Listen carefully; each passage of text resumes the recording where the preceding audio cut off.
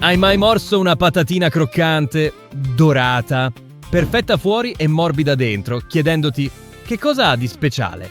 Perché a casa non viene mai come quella di McDonald's?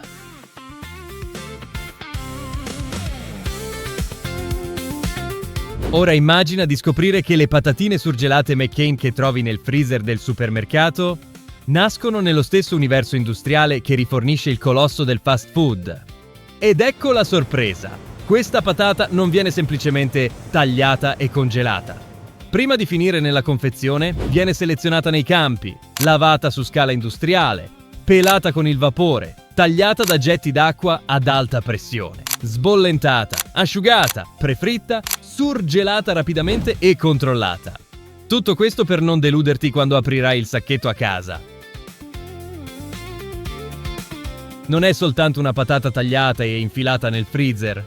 Nasce all'interno di una gigantesca filiera industriale, fatta di coltivazioni pianificate, enormi macchine raccoglitrici, stabilimenti avvolti dal vapore, olio controllato da sensori e tunnel di surgelazione così freddi da fissare la consistenza della patata in pochissimi minuti. Benvenuti su Fabbriche e Curiosità. Oggi entreremo dietro le quinte di uno dei prodotti più irresistibili dell'industria alimentare: le patatine fritte surgelate. Quelle che nella confezione sembrano semplici, ma che nascondono una tecnologia impressionante prima di arrivare nella tua friggitrice.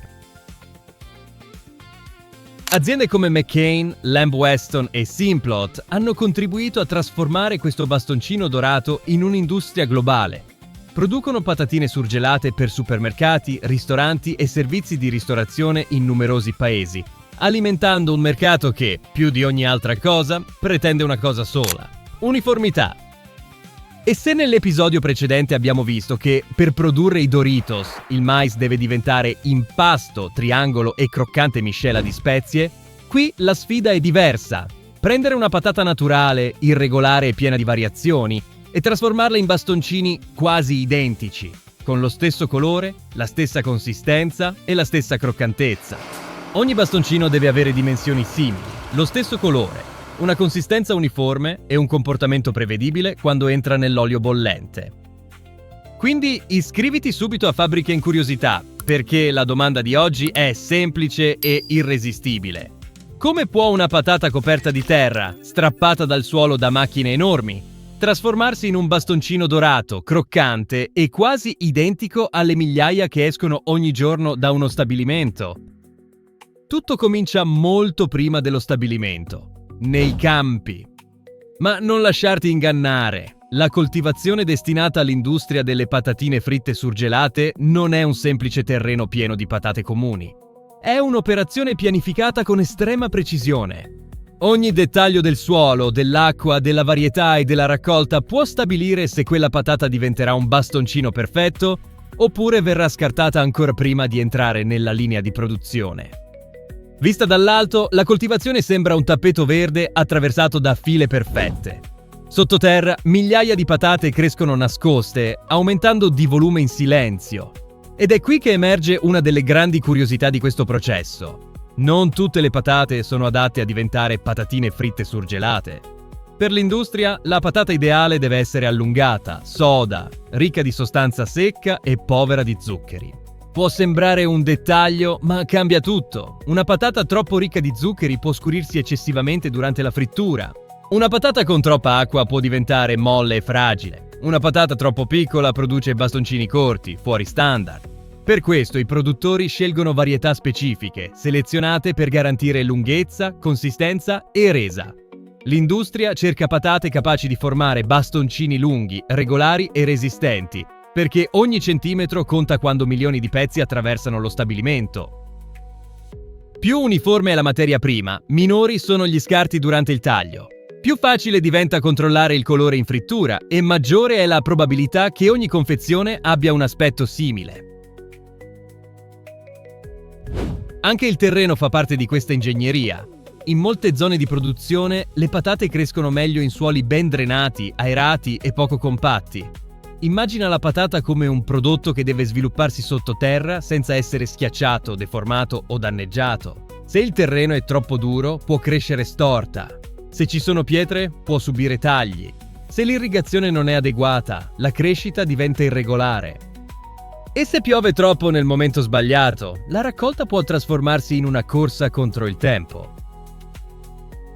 L'irrigazione regala una delle scene più affascinanti di questa fase iniziale. Lunghi bracci metallici ruotano lentamente sopra le coltivazioni, distribuendo acqua su cerchi immensi. Sembra tutto tranquillo, quasi semplice, ma dietro c'è un calcolo preciso. Troppa acqua può favorire le malattie e alterare la qualità. Troppo poca riduce dimensioni e resa.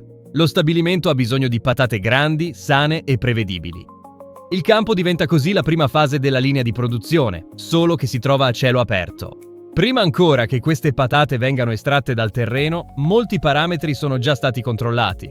I tecnici valutano le dimensioni medie, il contenuto di solidi, la quantità di zuccheri, la maturazione della buccia e le condizioni generali della coltivazione.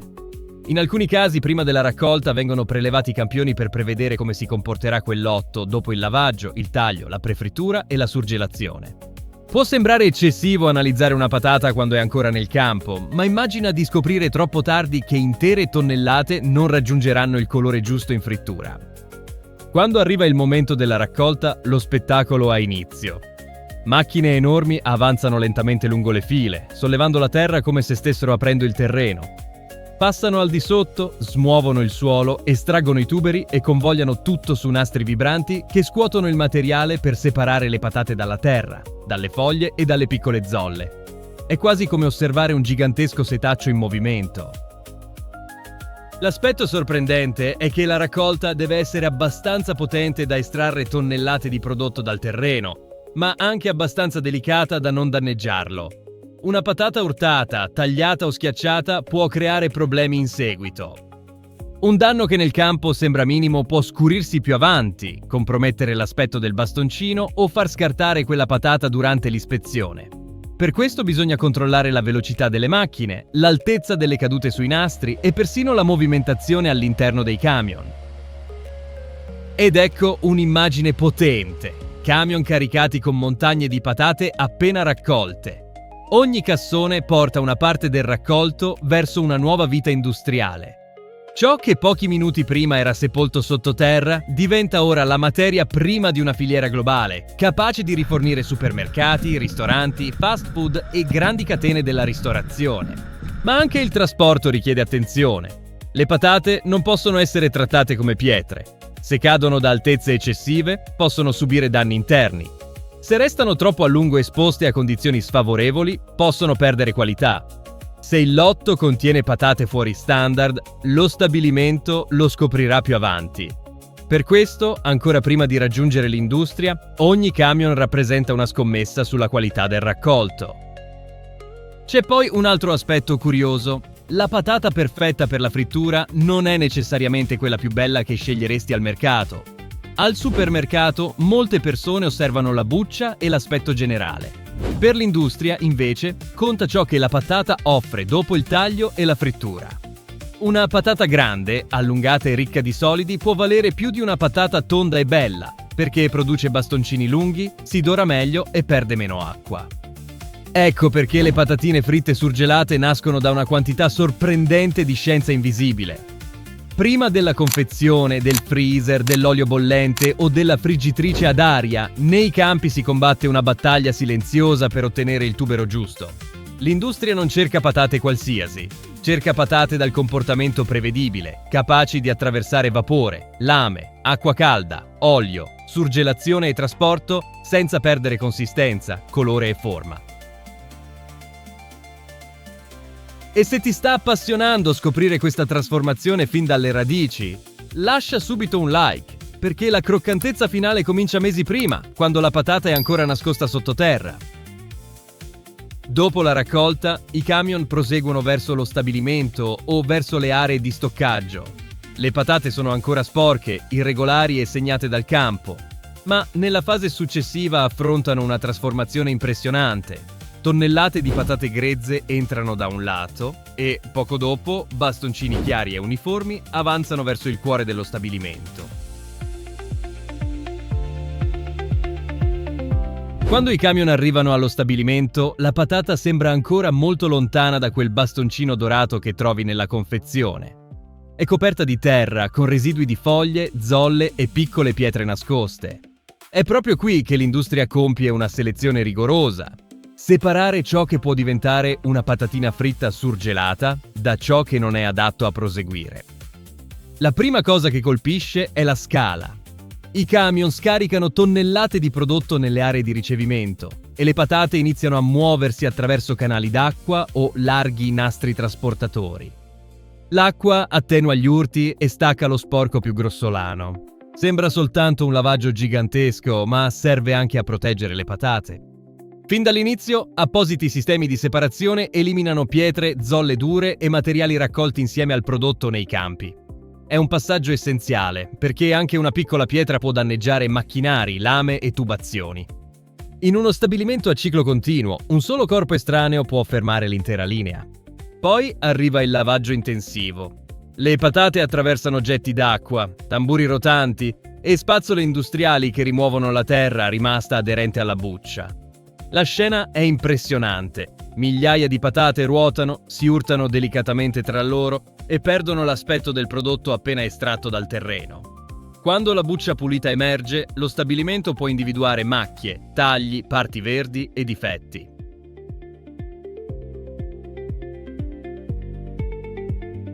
In questa fase la patata non viene valutata soltanto per l'aspetto. L'industria cerca soprattutto uniformità. Le patate marce, troppo piccole, deformate, verdi o ammaccate possono essere eliminate dalla linea. A seconda dell'impianto, la selezione può coinvolgere operatori, telecamere, sensori e separatori meccanici. L'obiettivo è evitare che un piccolo difetto diventi in seguito un bastoncino scuro, spezzato o fuori standard. Dopo il lavaggio arriva una delle fasi più sorprendenti, la pelatura. A casa molti immaginano coltelli e lame. Nell'industria invece i grandi impianti utilizzano vapore sotto pressione. Le patate entrano in un'apparecchiatura chiusa, ricevono per pochi secondi un getto di vapore ad alta temperatura. E quando la pressione cambia, la buccia si stacca dalla superficie. È quasi come se lo stabilimento convincesse la patata a liberarsi della propria pelle. Subito dopo, spazzole e getti d'acqua rimuovono la buccia ammorbidita, facendo emergere la polpa chiara. Il processo è rapidissimo perché deve tenere il passo con tonnellate di prodotto ogni ora. Ogni patata non può attendere come accadrebbe in una cucina di casa. Il vapore aiuta anche a ridurre gli scarti, perché rimuove la buccia senza asportare troppa polpa, come accadrebbe con metodi più aggressivi. Su scala industriale, anche uno strato minimo sprecato su milioni di patate può significare tonnellate di prodotto perfettamente utilizzabile buttate via. Da questo momento la patata ha già cambiato identità. È arrivata dai campi sporca e irregolare, ha attraversato acqua, separazione, controllo e vapore, e ora è pulita, chiara e pronta per essere tagliata. Prima di continuare, scrivi nei commenti da quale città e regione ci stai guardando. Voglio scoprire da dove arrivano quelli che, proprio come noi, restano ipnotizzati nel vedere una fabbrica trasformare qualcosa di semplice in un prodotto perfetto. E adesso vedrai finalmente la patata trasformarsi nel bastoncino che tutti conoscono. Ma il taglio è soltanto l'inizio. Poi arrivano la calibratura, la sbollentatura, l'asciugatura e la prefrittura. Il vero segreto della croccantezza. Ora la patata pulita entra nella fase in cui tutto comincia ad assumere un aspetto familiare. Fino a questo momento era ancora un tubero intero, chiaro, umido e senza buccia. Ma in pochi secondi questa materia prima si trasformerà in centinaia di bastoncini quasi identici, che scorrono sui nastri come se fossero stati disegnati uno per uno. Il taglio industriale è una delle scene più spettacolari dello stabilimento. In molte linee le patate vengono spinte ad alta velocità dall'acqua contro lame fisse. Può sembrare strano, ma il principio è ingegnoso. Invece di far scendere un coltello su ogni patata, è la forza stessa dell'acqua a scagliare il prodotto attraverso una griglia di taglio. Il risultato sono bastoncini lunghi, dritti e prodotti a una velocità impossibile da raggiungere con un taglio manuale. Ma tagliare non basta. L'industria deve uniformare il prodotto. I bastoncini troppo grandi, troppo piccoli, sottili, storti, spezzati o macchiati possono essere separati. I pezzi più piccoli possono essere destinati ad altri prodotti, come patate di forme diverse, fiocchi o ingredienti industriali. Nulla viene lasciato al caso, perché ogni scarto rappresenta denaro, energia, acqua e tempo di produzione. È qui che molti scoprono un falso mito. Le patatine fritte surgelate non sono semplicemente patate crude tagliate e congelate. Se fosse così, arriverebbero a casa con una consistenza irregolare, un colore imprevedibile e un'alta probabilità di diventare molli durante la cottura. Il segreto si nasconde nelle fasi invisibili che precedono il freezer. Dopo il taglio, i bastoncini vengono lavati per eliminare parte dell'amido libero rimasto in superficie. Se presente in eccesso, questo amido può farli attaccare tra loro, scurirli durante la frittura e compromettere la consistenza. Subito dopo arriva la sbollentatura, una fase apparentemente semplice che cambia completamente il risultato. Durante la sbollentatura, i bastoncini passano attraverso acqua calda o vapore, con tempi e temperature controllati. L'obiettivo non è cuocere completamente la patata, ma preparare la sua struttura.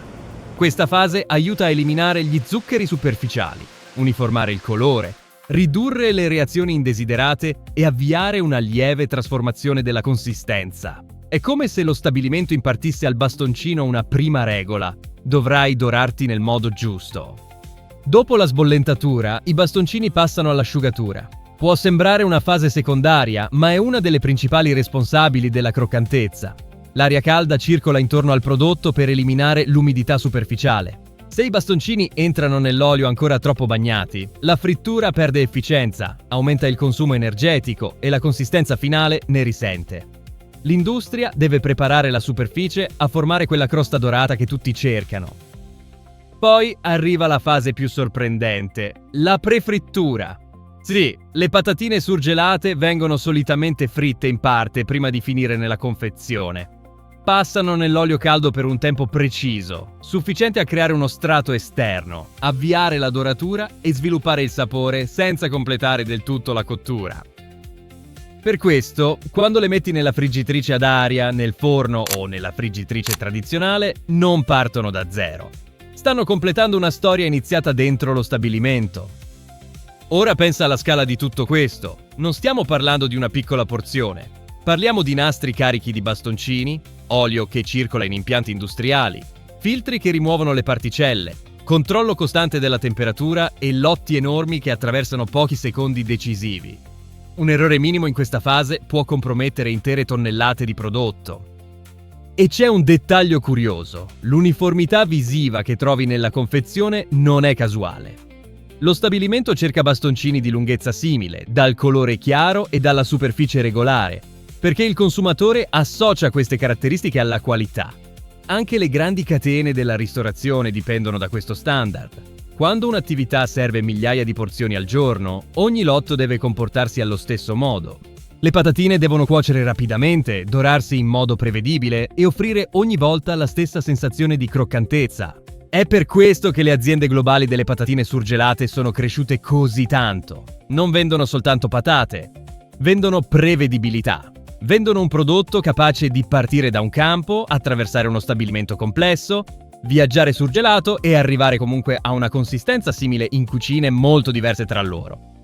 Alla fine di questa fase, la patata non sembra più un prodotto agricolo. È diventata un alimento industriale in uno stadio avanzato, tagliato, lavato, calibrato, sbollentato, asciugato e prefritto. Ma manca ancora un passaggio decisivo. Se si raffredda lentamente o viene congelata senza controllo, tutto il lavoro svolto finora può andare perduto.